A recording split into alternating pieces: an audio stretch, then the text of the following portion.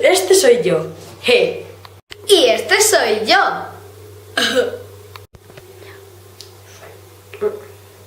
Diego, creo que nos hemos confundido.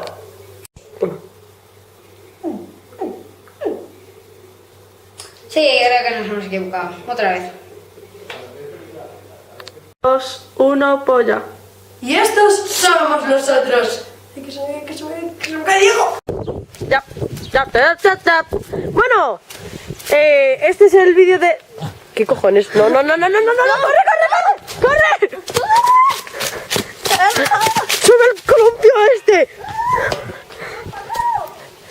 Este es el vídeo que dijimos que iba a ser especial por los 6 suscriptores, o bueno, por el 1 suscriptor, 3, bueno, tal. Creemos. Y vamos a grabar a nuestro cerdo, bonito cerdo, cerdo. Vamos a tocar al cerdo, vamos a tocarle, pero que no nos muerda. Le toca. Puta mierda de columpio. Cerdita, bonita, cerdita. Tan. Cerdito bonito. Cerdito. Oh,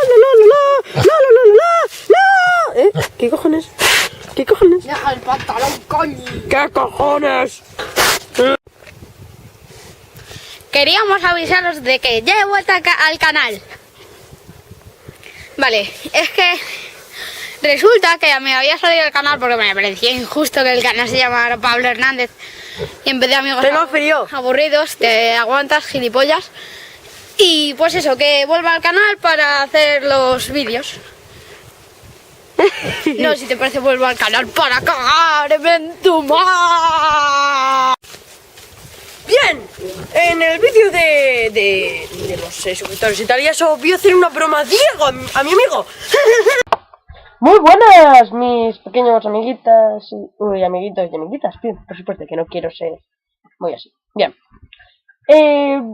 dije que iba a hacer unas bromas a Diego así super guays y las voy a hacer, pero en otro vídeo. Esto solo ha sido un tutorial así tonto que mucha gente estará pensando.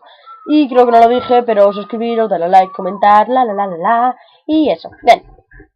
Voy a decir unas cuantas cositas de las bromas que le voy a hacer a Diego. Y la primera va a ser...